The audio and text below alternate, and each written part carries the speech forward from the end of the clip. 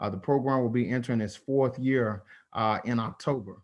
And so with that, you all are on the forefront. You all are true trailblazers. And so our work is tied through three major mission statements. First, our federal outreach programs through the TRIO, which is funded by the Department of Education in Washington, D.C. Started off as a federal outreach student service program to provide services, unique opportunities to students who traditionally didn't have access to higher education opportunities and or maybe first generation in their families or may be experiencing some academic challenges or just may be interested in learning the pathway to get to collegiate success. UNT Dallas empowers students, transform lives, and strengthen communities. So you'll sometimes hear us say empower, transform, and strengthen. And there's that direct correlation with all both of those mission statements with ours. Develop students' academic, emotional, ethical, physical, and social skills for transformational impact in life, school, and leadership. We see you all more than just students. We see you all as our future leaders. We see you all as our future businessmen and businesswomen. We see you all as the transformative figures that are going to change our tomorrow. So between uh, 2020 and 2021, we've gone through a lot. And I just put some pictures up here. And I just want you all to kind of popcorn out your thoughts about when you look at the pictures of then. If you'll be willing to, again, to just popcorn out when you look at the pictures to the left, what comes to mind?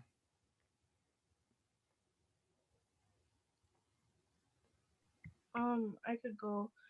So from the left pictures, I'm thinking more of like the chaos it was whenever everyone was starting. Like everyone was scared with the virus, and then everyone was taking a lot of more than necessary things, um like hand sanitizer and toilet paper, that there wasn't enough for everyone. Mhm. Yeah, and then like with the Zoom, more people were confused because they weren't used to online learning, and then everything with protesting and how much you see like the true person self and what their actual beliefs are. Mhm. Mhm. Thank you for sharing. Hmm. And, and we're looking at and just popcorning out about then. What you felt, what thoughts come to mind when you see those pictures now? I feel like it was very polarizing, like 2020. Um, Between like different group of people, everything was politicized, even the coronavirus, even though that's like science. Um, so that's basically what I like see, like chaos, Mhm. anger, people being scared in the left. Yes, sir. Thank you. Anyone else? We'll hear from one more and then we're going to go to the now.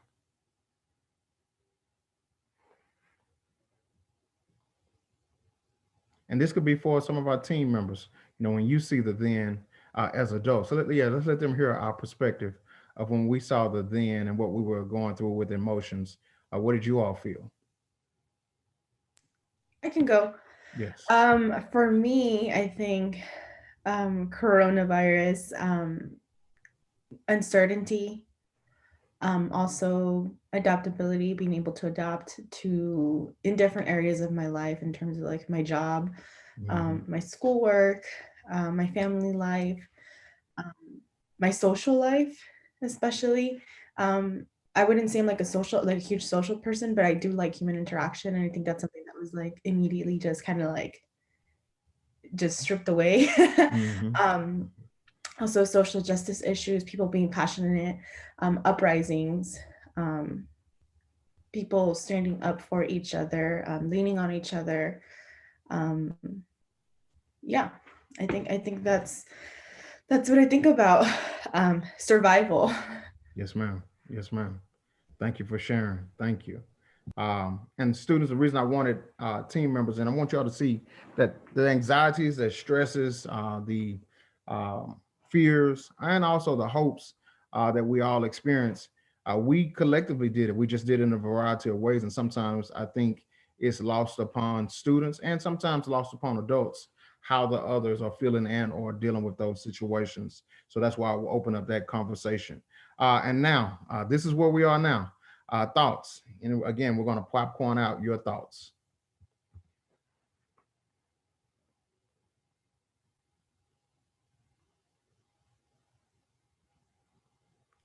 I'll go. Yes, ma'am. So now I want to say it's a little more under control, but at the same time it's still happening. People are Mhm. still confused and still upset.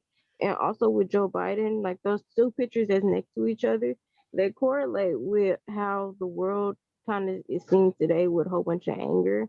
And people are releasing it.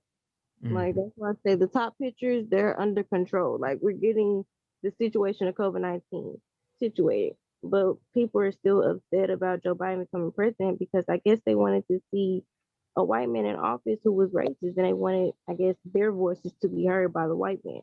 So that situation is kind of like very hurtful, but at the same time you see how people really are. Yes, ma'am. Yes, ma'am. Thank you. Anyone else want to share? Again, I you feel, go ahead. I Yes, think sir. it's like similar to what she said. We do have like a bit more control over the vaccine, but now it's also like becoming a thing if it should be mandatory or if it should like be optional. In school, people are going back to school, but cases are still rising. The Capitol riots, well, that was terrible. That was like an eventful thing of like 2021 to just demonstrate that even if um, the year was over, it's still going on. All these politics, all these issues that are in our nation. So I feel like 2021 as starting out, it could be viewed as a new hope, but it's still an issue that just continuing on from 2020 and from every year before. Yes, sir. Yes, sir. Thank you. Thank you. And are there any other students that would like to share? If not, I'd like to hear from one of our team members. And then we have one last slide that we're going to discuss.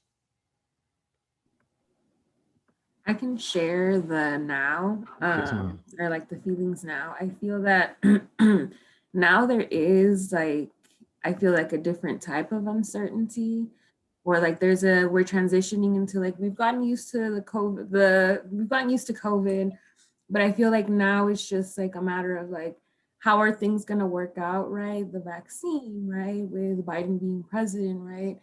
But I feel that coming into 2021, there's more hope. Even though we had whatever happened in the Capitol, right? I feel like there's a lot of hope that we're entering into a new era, right? I feel like the team has spoken a lot how we're sort of in this transition phase where we're transitioning into like is really going to set the tone to maybe like the next 5 years because we are in this transition of COVID, right? COVID significantly affected not only like education but every part of society. So we're really like in this period where we're like, how are things going to change? Like, where is everything headed? So yes. Thank you. Thank you. I purposely wanted to start off with this conversation because we need to know, what we've come from. A lot of us remember, the emotions that we all felt last year. That it was a wide range from, first again the isolation due to COVID-19, and then the um, opening of not only our eyes, but more importantly, the world's eyes to the challenges that have historically impacted all of our society, to the fight, to the voices that were raised, to the leaders that have emerged in the midst of this. But also now understand that there is a new hope, that there are some glimmers of sunlight that are beaming in, where we're starting to now have access to vaccines. Our schools are starting to have face-to-face opportunities. But more importantly, the understanding that the fight isn't over. There are persons that will still have different opinions in regards to what they see is the best future for our country. But more importantly, knowing that with leadership, be it at the national level, at the state level, at the local level, and more importantly, within our individual levels, that our hope and our tomorrow can continue forward. We are here. We are here in a time where there were some voices and some faces that we saw on Inauguration Day that really captured us. When we think about Lady Gaga and Jennifer Lopez singing their songs and singing them from a perspective that gave the true appeal and understanding that this land is our land, together, collaboratively, and only we can bring forth the future that we hope to see. To look at the inauguration of our president and also our vice president, significantly in regards to the discussion of Vice VP Harris's role as not only the first woman, but the first minority. To think that you all are seeing these first in your lifetimes is powerful because, again, it gives you all hope, but more importantly, it gives you something to strive for, to know that not only can you be president, vice president, whatever you set your minds to, you can do so. And one part that I think illuminated a lot, that captured a lot of people's mind, was the young poet and laureate, Amanda Gorman. We're going to briefly listen to her presentation that day. I'm sure that some of you all have already discussed this, but I just kind of want to have a brief discussion of what that poem not only meant to you that day, but also what it means to us collectively going forward. And I'm going to stop sharing and reshare with sound.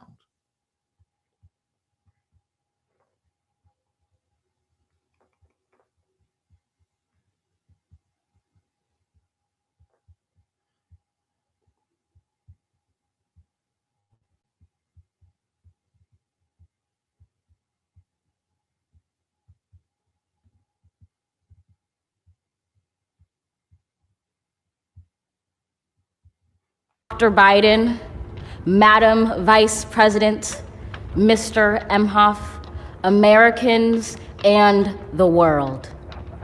When day comes, we ask ourselves, where can we find light in this never-ending shade? The loss we carry, a sea we must wade. We've braved the belly of the beast. We've learned that quiet isn't always peace, and the norms and notions of what just isn't always just is. And yet the dawn is hours before we knew it. Somehow we do it. Somehow we've weathered and witnessed a nation that isn't broken, but simply unfinished. We, the successors of a country and a time where a skinny Black girl descended from slaves and raised by a single mother can dream of becoming president, only to find herself reciting for one. And yes, we are far from polished, far from pristine, but that doesn't mean we are striving to form a union that is perfect. We are striving to forge our union with purpose, to compose a country committed to all cultures, colors, characters, and conditions of man. And so we lift our gazes not to what stands between us, but what stands before us. We close the divide because we know to put our future first, we must first put our differences aside. We lay down our arms so we can reach out our arms to one another. We seek harm to none and harmony for all. Let the globe, if nothing else, say this is true. That even as we grieved, we grew, that even as we hurt, we hoped, that even as we tired, we tried, that we'll forever be tied together, victorious, not because we will never again know defeat, but because we will never again sow division.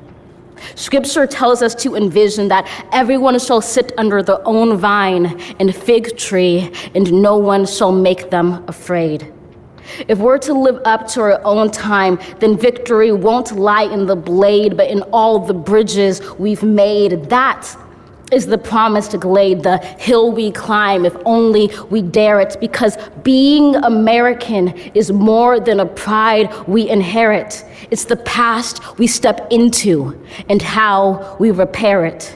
We've seen a force that would shatter our nation rather than share it, would destroy our country if it meant delaying democracy. And this effort very nearly succeeded. But while democracy can be periodically delayed, it can never be permanently defeated. In this truth, in this faith we trust, for while we have our eyes on the future, history has its eyes on us. This is the era of just redemption. We feared it at its inception. We did not feel prepared to be the heirs of such a terrifying hour, but within it we found the power to author a new chapter, to offer hope and laughter to ourselves. So While once we asked, how could we possibly prevail over catastrophe? Now we assert, how could catastrophe possibly prevail over us? We will not march back to what was, but move to what shall be, a country that is bruised but whole, benevolent but bold, fierce and free. We will not be turned around or interrupted by intimidation, because we know our inaction and inertia will be the inheritance of the next generation. Our blunders become their burdens, but one thing is certain. If we merge mercy with might and might with right, then love becomes our legacy and change our children's birthright. So let us leave behind a country better than the one we were left. With every breath from my bronze-pounded chest, we will raise this wounded world into a wondrous one. We will rise from the gold-limbed hills of the West. We will rise from the wind-swept Northeast, where our forefathers first realized revolution. We will rise from the lake-rimmed cities of the Midwestern states. We will rise from the sun-baked South. We will rebuild, reconcile, and recover in every known nook of our nation, in every corner called our country. Our people, diverse and beautiful, will emerge battered and beautiful. When day comes, we step out of the shade of flame and unafraid. The new dawn blooms as we free it. For there is always light, if only we're brave enough to see it, if only we're brave enough to be it.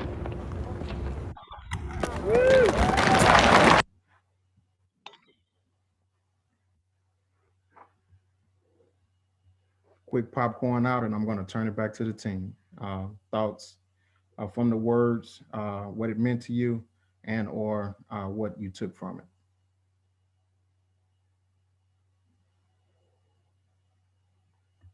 I just thought she was speaking about a new. You can go. No, you can go. Oh, thank you. I just feel like that was such a beautiful speech. It felt so long to be so short for 5 minutes, especially in the time. I feel like it's something that our people of this country really needed to hear, and she delivered her message very, very well. That's my opinion. Thank you. Go ahead, sir. Yeah, I was just saying that I just feel like she gave everyone hope. During the past few years with Donald Trump and presidency, we felt like we were being suppressed, like the minorities, and we were being singled out. But with this speech and the new era, we just feel like it's more opportunity for equality. And I really liked how she said that silence isn't always peace, because even if there was no protest and if there was no one speaking up for the minorities, there would be peace for some group of people, but there wouldn't be peace for a lot of people. Yes, sir. So silent isn't always peace. Yes, sir. Thank you. Anyone else?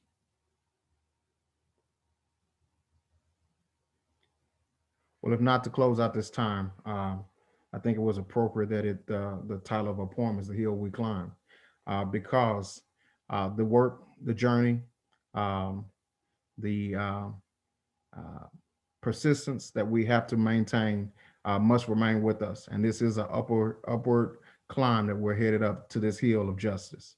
So again, thank you all for this time. Again, glad to hear you all's voices, see your names across the screen, but more importantly, looking forward to the work that we're about to do and what you all are about to do. And I am excited to hear from our sister McDaniel, as she comes in and share her journey with you all as well. Thank you all and look forward to seeing you all soon.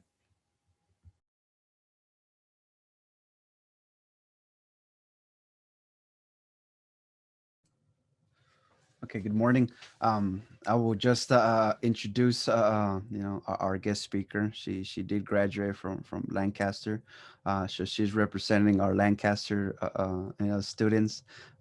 But she not only had an impact at Lancaster, she had an impact in every single, as you can tell, a little clapping hands.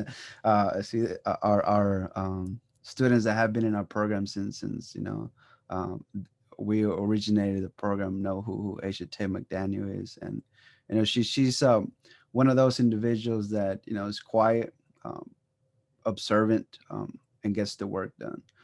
She helps those individuals that need it, but she don't ask to be Aisha help me. No, she just goes and helps and does the work.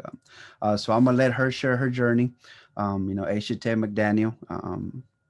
Good morning. Good morning. Okay, she's up there. Hi, can everyone hear me well? Yeah. Yes, Okay. So my name is Aisha Tay Mcdaniel. Hi to everyone that knows me. Hi to anyone that doesn't. I graduated from Lancaster High School. I joined the Upward Bound program when I was in my sophomore year, I believe. And I was skeptical of it at first. But my friend at the time introduced me to it, and she told me she was getting into it and she was interested in it, and so we did it together. I didn't realize at the time how much they were trying to teach me that I needed to know. Sorry, I'm on my phone. Yeah, it was a lot coming into school. I'm a part of a leadership program, and so we have designated study hours. And if you've been over to one of these summer times, on campus, they have designated study hours. And it always bugged me because I feel like, I could get my work done, on my own time. But, I really wasn't understanding that it's necessary to do extra work, and to look into more of what you find interesting. And even if you don't have any work to do, it's important to take your own mental health and take your time to yourself to regroup and think about, how your day's been going. Sorry, my mom is texting me. Let's see. COVID ruined my senior year. It did. And I'm so sorry to those that are still going to high school, and I guess still coping with it. But yes, it definitely ruined my senior year. I wanted to do a lot of things because I didn't do much, freshman to junior year. And so I told myself that senior year was going to be the year that I, go to homecoming and, do senior year stuff, I guess. And yeah, that was all canceled, booted out the window. We didn't even get a regular graduation. And it was sad. It was really sad to not experience something that I worked so hard for, But I'm glad that I did, and I'm glad that I continued to push myself, even though we were all under tedious circumstances. I'm in Virginia now, and I'm doing pretty well. Yeah, they are offering me $24,000 a year for school. I take ROTC classes at VMI, Virginia Military Institute, and I'm living life. I guess I could give y'all college tips. So one thing I would say, well, I'm gonna brag a little bit, to my own horn. I finished the first semester with a 3.5 GPA. It wasn't easy because in the beginning I was failing a class miserably. And we have this thing called a PNC, so we could pass the class but not get a credit for it. And I didn't need the class. And so I was like, okay, I'm gonna pass no credit this class. I had a C in psychology, and psychology is my major. That's what I want to major in. And so that was devastating.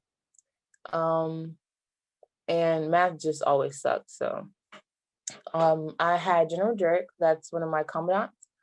She was calling me and she was like, you gotta get these grades up. It's like you can't do anything with these grades. And I was like, General Dirk, I'm trying, And so eventually my grade came up. I put in the study hours. Even overtime studying. I am not the type of person to ask for help, but I asked for help, got tutoring and things of that sort. And surely enough, I passed psychology with an A. I passed math with an A. And that F I had was an A. And so I think that the best advice I can give you guys is college is what you make it. It's not hard. It's not easy, but it depends on you. A lot of the habits that you have now in high school will not work here. They will not work here. You have to read. You have to read a little more than what the teacher asks for. You have to pay attention, especially over the Zoom calls. They suck, and you just want to fall asleep. I fall asleep sometimes. You have to be vigilant. I want to say, maybe that's the word I'm looking for. But yeah, it's another 4 years. Okay. Yes. Let me see.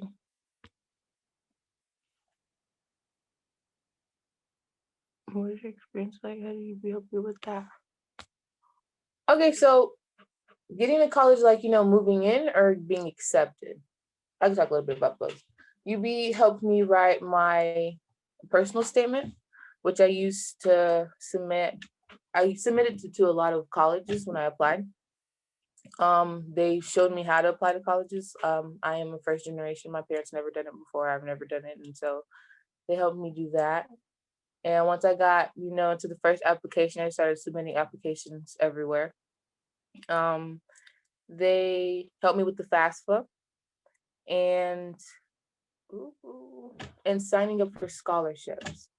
I was not too aware of the scholarship, so I didn't pay as much attention as I wish I did. But yes, when they do bring up scholarship opportunities, I suggest you guys snatch them up as quickly as possible.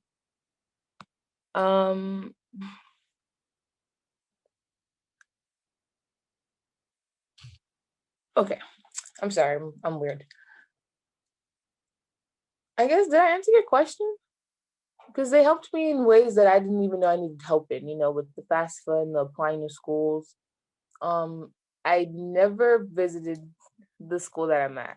I did no college visiting. I think that's a good idea too, but I got here like on a hunch, I was just like, why not? But yeah, my dad drove me to school. I reached out to Mr. Douglas actually once I got here. I told him where I was and how I was doing, and asked him how he was, and I thanked him for including me in the program, being there for me when I had hard times. And he shot me an email back and he was like, you're welcome.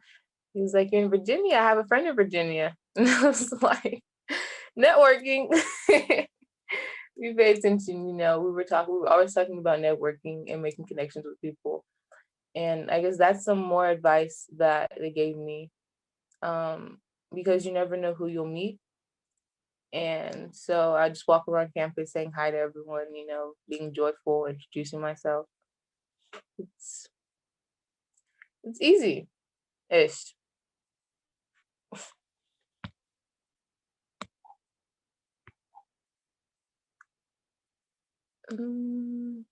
Yeah. Well, I think that's all. If you are interested in going to school, then I think you should definitely take that opportunity if you have the opportunity, whether it's community college or a university. Upward Bound will help you with that. Even come up with the decision. That's my roommate, if you're wondering. Even come up with the decision to what best suits you and your family as well. I really appreciate everything that they did for me, because I do not think that I would be here if I did not go through the program. The biggest challenge, I guess I would say, leaving my family. I'm a very attached person. I love my family, and it was just weird, My dad dropped me off. He helped me move in. Okay. He helped me move in and everything, and saying bye was just, heartbreaking. And so I was really sad about being away from home. Because if anything happened, I felt like I couldn't get there fast enough. Even going home this semester, I was still sad coming back. I mean, I'm happy now, but it was just, sad leaving my family.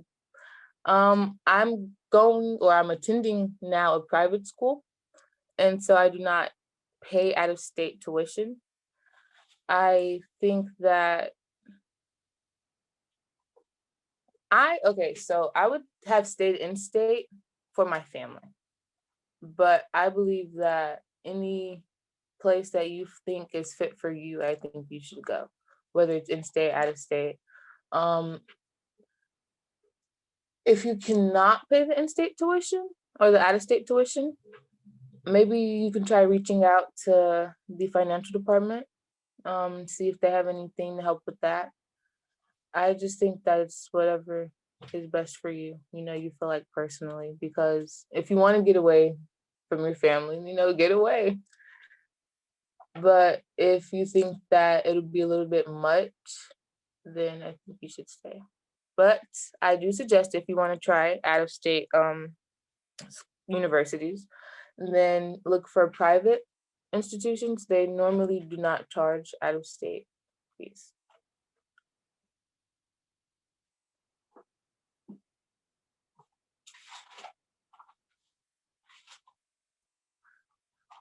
So here on campus, we get sent a lot of emails. Because of COVID, we really don't have too many gatherings.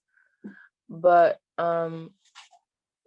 somebody from the department of somewhere sends an email to everyone on campus, and then you are able to, I guess it makes it easier for you to see what you want to get involved in. Like we can say residence life. They sent out an email and they said that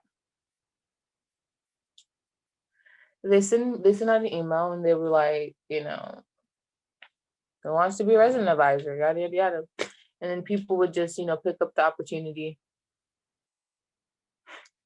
They would pick up the opportunity if they wanted to be a resident advisor. The other week they just sent an email about student government.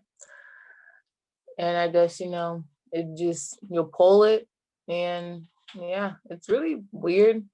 We post flyers, or they post flyers, and letting people know about events and things like that. Yeah, but everything is through email. It's not really any virtual, signs posted up saying that we have anything going on. So if you don't read the email, you don't know.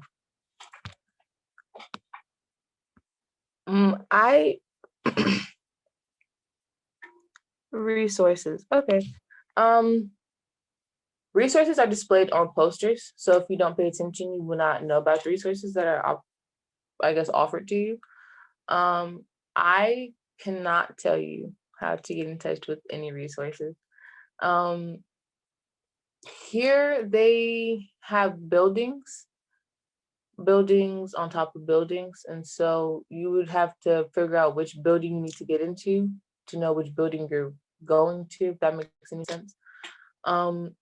But yeah, they have campus hotline like on a poster, and they'll tell you, suicide. I'm sorry, my throat is dry. They'll tell you suicide awareness, counseling if you need help with counseling. Tutoring is also offered online. They utilize the website, the NBU website. That's what I'm trying to say.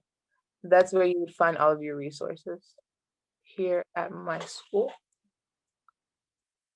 But typically they also hold like orientation to tell you things like that.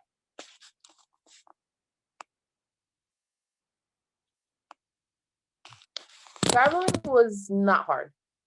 We drove in a truck, and it was okay. Maybe traveling was a little hard. I didn't like sitting in just moving. It was weird, but it wasn't bad. I guess depending on how far you go, you decide if it's better to fly or drive. But I think road tripping with my dad was fun. It was something I've never done before. And so I took the, I guess, going to school experience as a dope experience. I don't know if you guys seen the movie, I can't remember the movie, but it's with Raven-Symoné, and she's a college student, and I believe she's going to have an interview with a school, and she road trips it with her dad, and a lot of things just start to go wrong. And so, eventually she gets to the interview, but she still obtained that experience she had with dad. And so that's kind of how I seen that circumstance or situation. Sorry, I'm a very awkward person.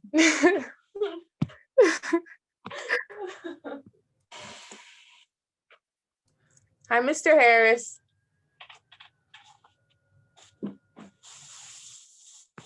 A little quick note, are those questions being asked to you? Who's asking you all those questions? You? No, I was looking through the chat. I've seen some from students. I see one from Miss Martinez. Mr. Harris is a big fan of mine. Wanted to give clarity to, like, you just answering questions and like, we're not seeing them come up on the chat. You didn't see them coming? Well, I had to look. It just popped up as a one.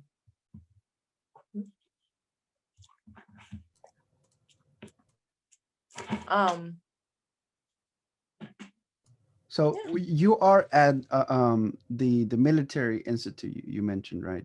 And I'm at Mary Baldwin University. So it's not entirely a military institute, but I go to a military institute to take my ROTC classes.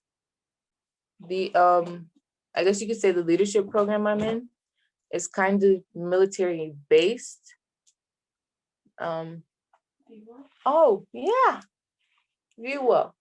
So it's supposed to say Virginia Women's Institute for Leadership, but it's not really an institute because we don't have our own ROTC classes here.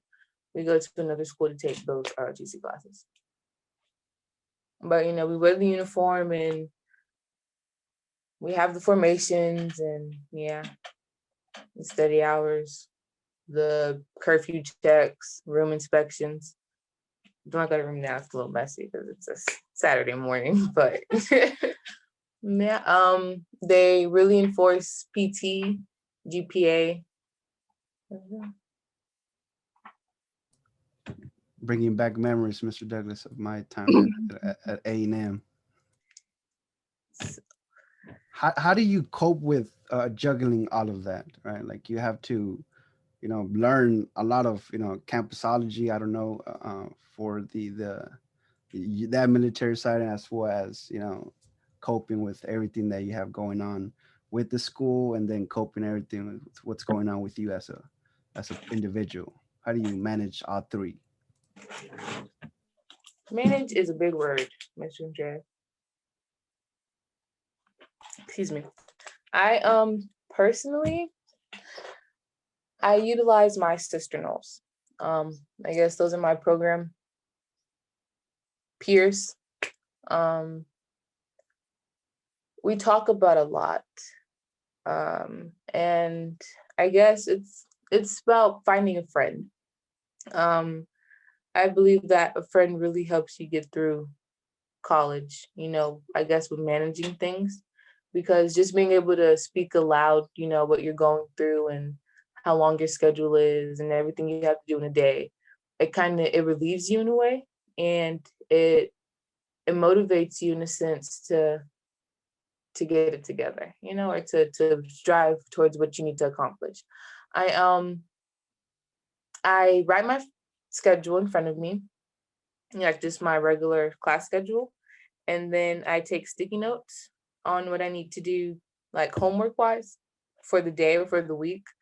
And I take another set of sticky notes and I do that for the day, like, personal activities, call the bank, order some shoes, little things like that, just to separate your schedules and your, I guess, needs and wants. So I'm a null, and it basically just means null and void to the life of evil. And navigating around campus is not hard at all because I literally walk a straight line. Yes, so I can answer that question my sophomore year when I can get off what we call the null line. Yeah, I walk a straight line to get everywhere. I take steps, and so I kind of memorized that route.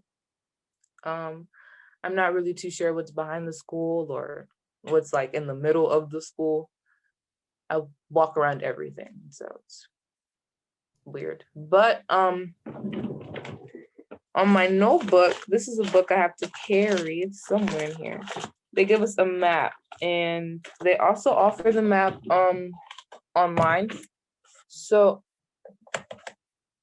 if you're going to school, I'm sure they would have a map of the campus online somewhere, or like pictures. Especially if you're visiting. I cannot find my notebook. Especially if you're visiting. It makes it easier. I was trying to show you guys my little map, but I can't find it. So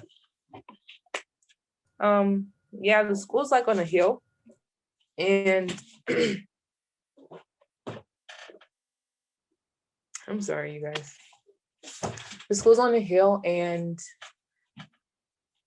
yeah, you could my goodness, you can kind of tell the route I take from that map, but it's hard to identify the different buildings.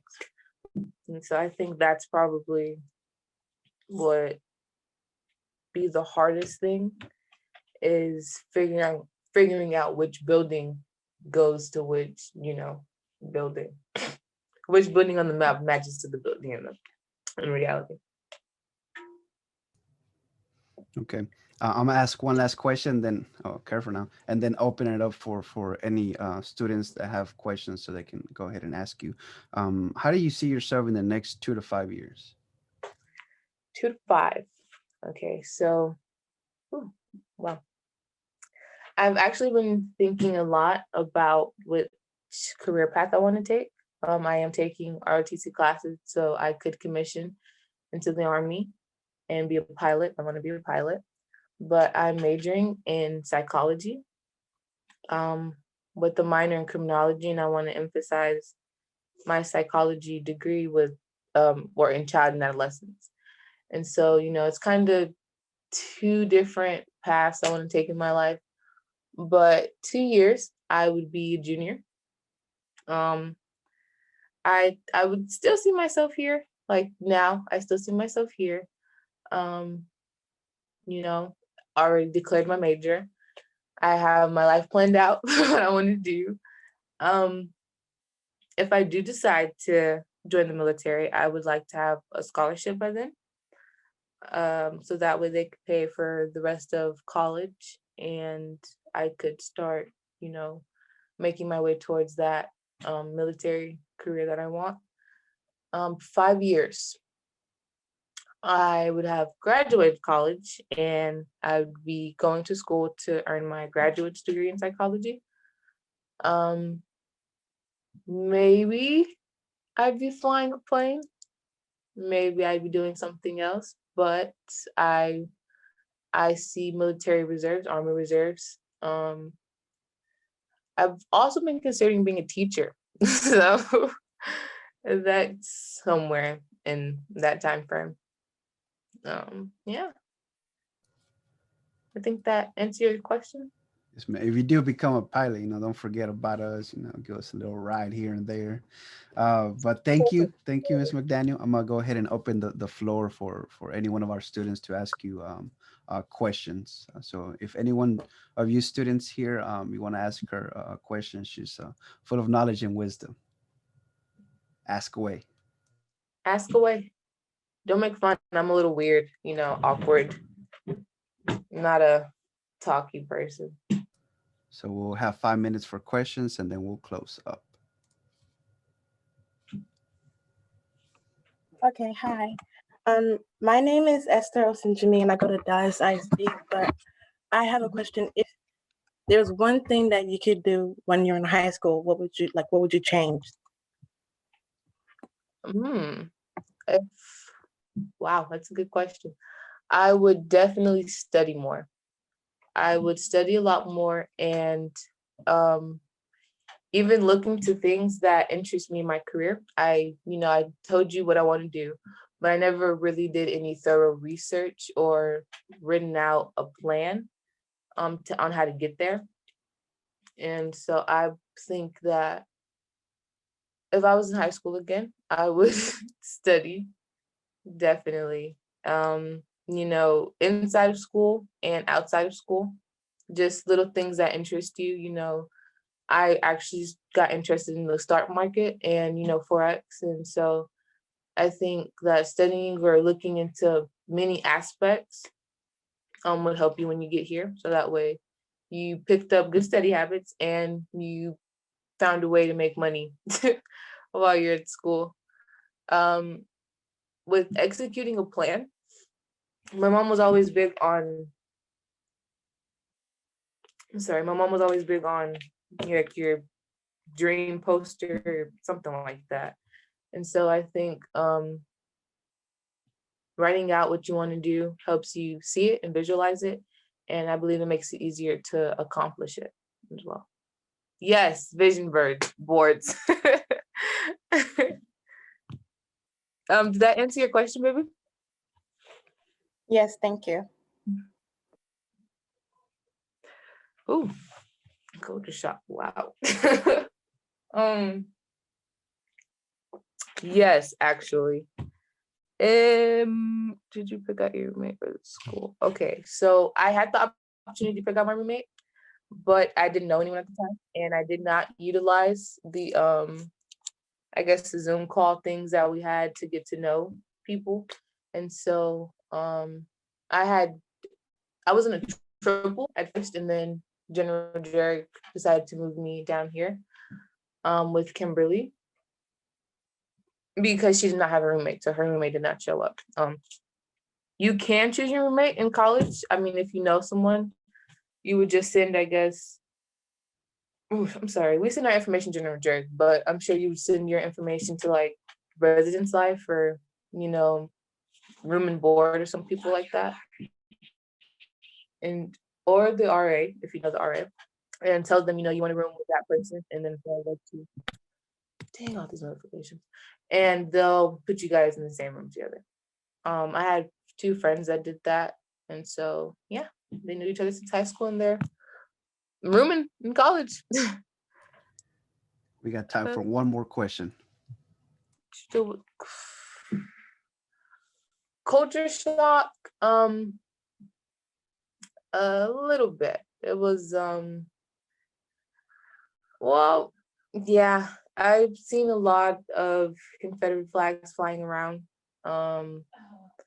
I see a lot of I guess I also see a lot of unity flags, the Union? Gay pride flags, and I'm sorry, I'm not really sure of all these technical terms, but I'm sure you guys know the flag I'm talking about. I see a lot of those. There's not really much, racism on campus. A lot of us are inclusive. We utilize pronouns, which I thought was really odd to me in the beginning, but I realized why it's so, heavily enforced. Yeah, we also have programs for African American students, and students of color, Latinx students as well, to help everyone feel inclusive. To make them feel like they're not alone because they know of some of the racism that could happen on campus. First time I got here, actually, a girl told me that I had a pretty skin complexion for a Black girl.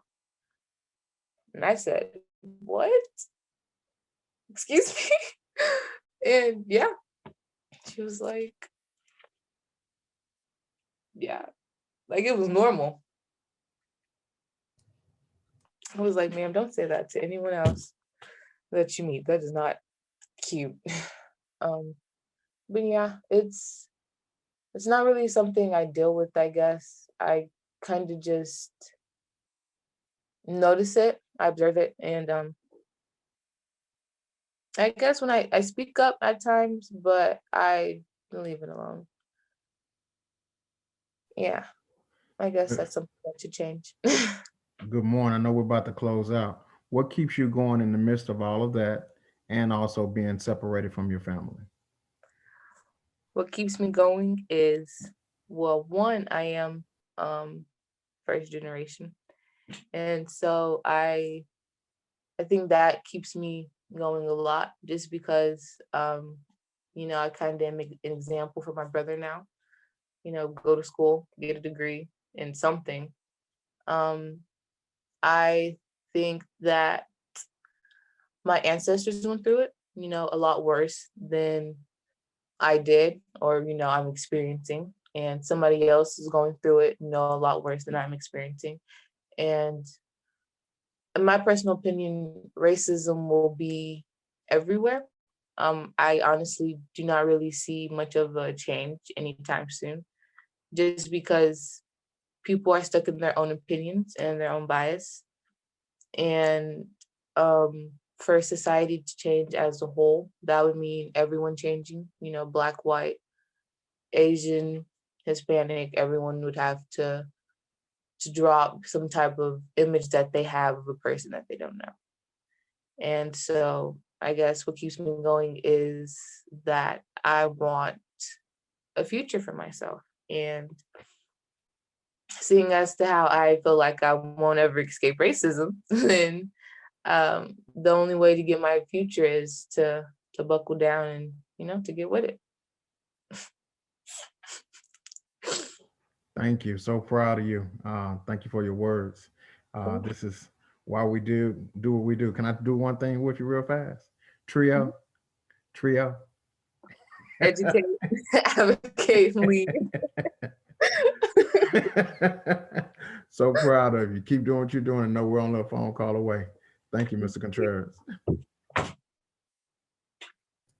Thank you very much, Ms. McDaniel. We don't want to, let you go, but thank you for taking the time to being here and sharing your words with our students, with us as well. I mean, we'll take all your words and, just, like Mr. Douglas, just, you see it in our smile, you see it in our eyes that, we are really proud of you. But yes, thank you. You have, you have to clean your room. So we'll let you get to it. Next time you have me, I'll be a lot more professional. It learns as you go. I mean, when I was a freshman in college, I mean, in the court too, I mean, I was, you learn everything of this, you learn as you go. And, you got perfect role models. You got Mr. Douglas, that's who we see when it comes to professionalism and what we need to do. And, you got people around you just to, take those good things from them and then make them your own and make them better. But once again, thank you very much for being here with us. You have a blessed weekend. You have a good day. Have a good day, you guys. Thank you, Ms. Martinez.